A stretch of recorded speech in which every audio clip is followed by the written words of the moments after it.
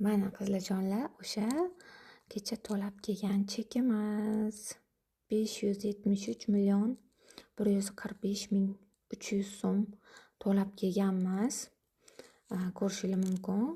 Xalq banki xudo xolasa 2 oydan keyin ochirib kelib biza olamiz. Qanchadir to'lov qoldi, yana 664 millionlik mashinaga to'laganmiz. U sirasi chiqmagan, ochirtga qo'yib keyin navbatimiz kelsa olayotganmiz. Faberlikda ishlab, sizlar ham mana shunaqa natijalarga erishib, xo'jayininglarga shunaqa mashinalar sovg'a qila olasizlar. Harakat qilinglar, to'xtamanglar.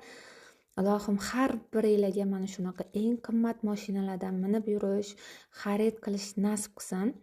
Hammada qiyinchilik bo'ladi. Qiyinchiliklarni yengib o'tgangina mana shunaqa natijalarga erisha oladi. Qizlarjonlar, gazini bosib ishlanglar. Xudo xolasa, sizlar ham mana shunaqa natijaga erishasiz.